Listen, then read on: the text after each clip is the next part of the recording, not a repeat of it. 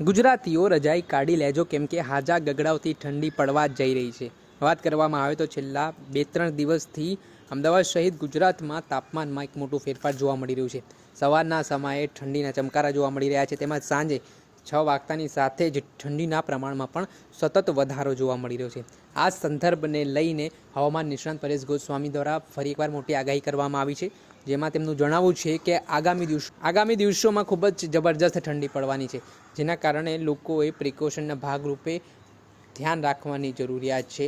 Jacket વગર બહાર નીકળ્યા એટલે તો ગયા સમજો એ પ્રકારની સ્થિતિનું પણ નિર્માણ થઈ શકે છે। ઠંડા પવનો છે તે ફૂંકાવાના છે, તેની પાછળનું કારણ છે ઉત્તર ભારતમાં જે રીતે હિમવર્ષા પડી રહી છે ને તેની સીધી અસર ઉત્તર ભારતના પવનો છે તે ગુજરાતમાં ટકરાઈ રહ્યા છે ને તેને લઈને આ દિવસોમાં જે છેલ્લા 2 દિવસથી ઠંડીમાં વધારો થયો છે તેની પાછળનું કારણ એક માનવામાં આવી રહ્યું છે। પહેલા તો આ મામલાને લઈને શું કહી રહ્યા છે હવામાન નિષ્ણાંત પરેશ ગોસ્વામી તે સાંભળી લો। અને ઝેરમુક્ત ખેતી વિશેની વિશેષ ચર્ચાઓ કરવાની છે। હવે ખાસ કરીને અત્યારે માહિતી આપવાની છે પવન ઠંડીની। સૌપ્રથમ પવન વિશેની વાત કરવા જાઉં તો છેલ્લા 2-3 દિવસ પહેલા આપણે માહિતી આપી હતી કે પવનની સ્પીડમાં વધારો થશે।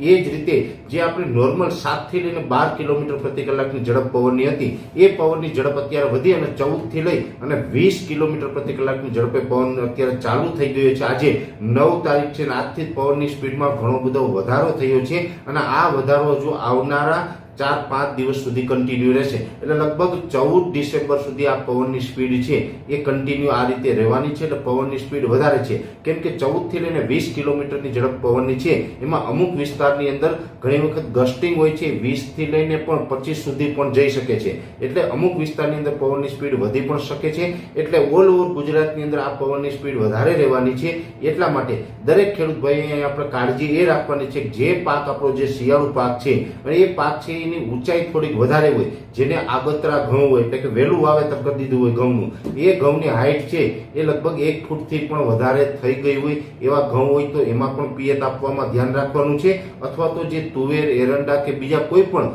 ઊંચાઈવાળા પાક અત્યારે આપણે ઊભા હોય તો હમણાં 14 તારીખ સુધી જો પાણી આપવાનું હોય તો ખાસ કાળજી રાખવી, કેમ કે આ પવનની સ્પીડ વધારે રહેવાનું છે અને વધારે સ્પીડના પવન હોય અને સ્વાભાવિક રીતે આપ દરેક ખેડૂત ભાઈઓ જાણો છો કે પવનની સ્પીડ વધારે હોય ત્યારે જો એ પાકને પિયત આપી દેવામાં આવે તો પાક ઢળી જતો હોય છે અને એ પ્રકારે આપણે એક નુકસાની આવતી હોય છે। દરેક ખેડૂત ભાઈ હમણાં નોંધ લેવાની છે કે પવનની સ્પીડ વધારે રહેવાની છે તો 14 તારીખ સુધી જરૂર ન હોય તો બિનજરૂરી આપણે પિયત ન આપવું। હવે વાત કરવાની છે ઠંડી અને કોલ્ડ વેવની। આમ જોવા જઈએ તો આપણે જે અનુમાન હતું એ મુજબ છેલ્લા 2 દિવસથી તાપમાન ઘણું બધું નીચું આવ્યું છે।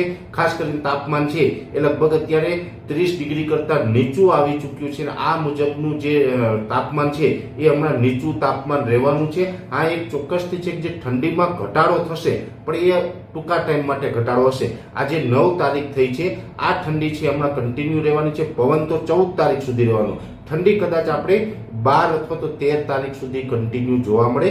ઠંડીમાં આવતીકાલે હજુ આનાથી પણ વધારો થઈ શકે છે અને આ ઠંડી જે હમણાં છે આ એક પ્રકારે નોર્મલ ઠંડી ગણી શકાય। ડિસેમ્બર મહિનાના જે બીજું અઠવાડિયું ચાલુ થતું હોય ને એ બીજા અઠવાડિયામાં જે ઠંડીનો માહોલ હોય એ જ મુજબની નોર્મલ ઠંડી છે, હજુ કોલ્ડ વેવ નથી। પણ આવનારા દિવસના આગોતરા એંધાણ તરીકે વાત કરવા જઈએ તો હવે કોલ્ડ વેવનો રાઉન્ડ પણ એક આવી શકે છે ને એ પણ ડિસેમ્બરમાં જ આવી શકે છે।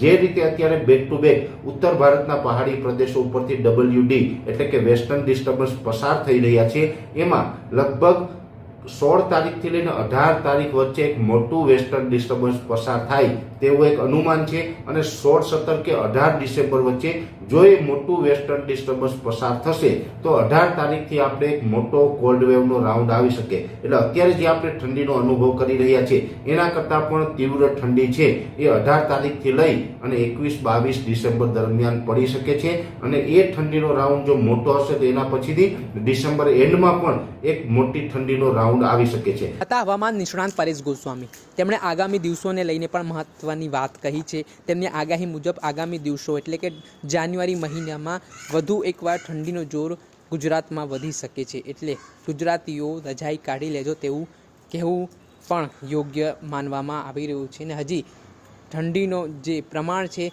તે વધવાના કારણે લોકોને વધારે ઠંડી સહન કરવાનો વારો આવી શકે છે। જો કે આ વખતે કહેવાય રહ્યું છે કે ગુજરાતમાં પણ મોડી ઠંડીની શરૂઆત થઈ છે, પરંતુ આ વખતની ઠંડી છે તે હાજા ગગડાવી દે તે પ્રકારની પણ મનાઈ રહી છે। દર્શક મિત્રો, એન કવરેજ ન્યૂઝને આપ લાઇક કરી લો, સબસ્ક્રાઇબ કરી લો અને શેર કરવાનું ભૂલતા નહીં।